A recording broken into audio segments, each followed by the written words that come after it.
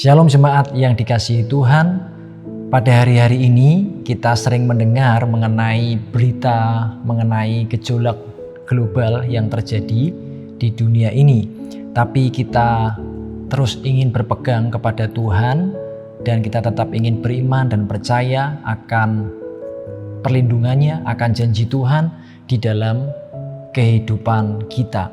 Dan ketika kita melewati masa-masa yang sukar seperti ini, mungkin kita mendengar berita tentang peperangan, berita tentang gejolak ekonomi, dan berita itu bisa memberikan rasa takut, kecemasan di dalam kehidupan kita.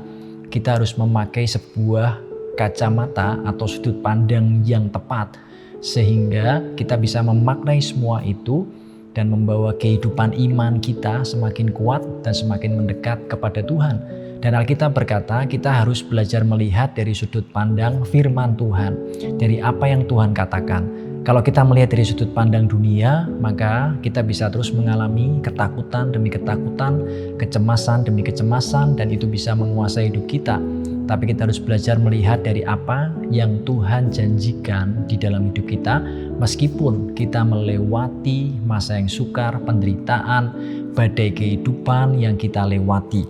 Roma pasal yang ke-8, ayat yang ke-18 dituliskan, "Sebab aku yakin bahwa penderitaan zaman sekarang ini tidak dapat dibandingkan dengan kemuliaan yang akan dinyatakan kepada kita." Di dalam surat Roma ini Paulus menuliskan teologi tentang keselamatan dari berita Injil yang menyelamatkan. Dia tulis dengan sangat rapi, sangat sistematis, dan dia menuliskan orang-orang yang diselamatkan, yang telah diselamatkan dan telah menerima berita keselamatan melalui berita Injil di dalam Kristus Yesus. Pada akhirnya mereka akan mempunyai cara hidup seperti yang dituliskan oleh Roma pasal yang ke-8, yaitu hidup oleh Roh.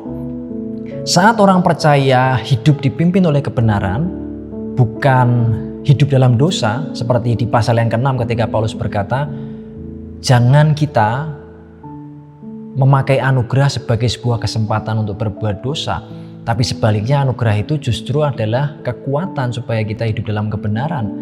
Maka setelah kita mengerti identitas kita sebagai anak-anak Allah yang kita terima melalui anugerah, kemurahan Allah yang diberikan buat kita, kita terima melalui iman, maka sekarang kita harus hidup oleh Roh. Dan hidup di dalam Roh itulah yang memberikan kita kemenangan dan memberikan pengharapan sebagai orang percaya, sebagai anak-anak Allah. Meskipun seperti tadi yang dituliskan oleh ayat 18, penderitaan zaman sekarang ini, ada penderitaan di masa kita hidup sebagai orang percaya. Penderitaan itu adalah penderitaan karena kita mengikut Kristus. Penderitaan karena kita berbuat kebenaran, karena kita hidup bagi kerajaan Allah. Itulah penderitaan yang benar.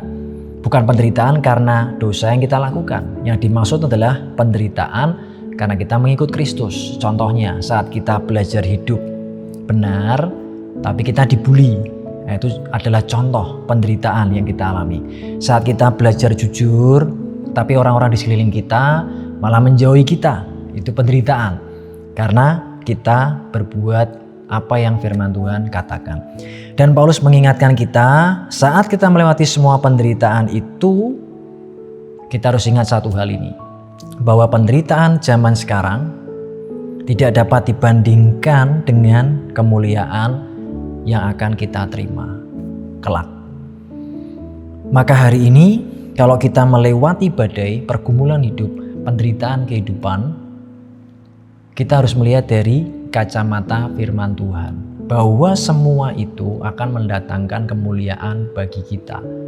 Penderitaan yang kita lewati karena mengikut Kristus akan berujung kepada kemuliaan dan kekekalan.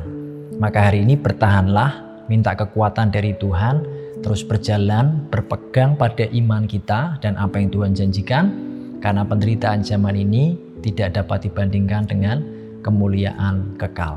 Amin.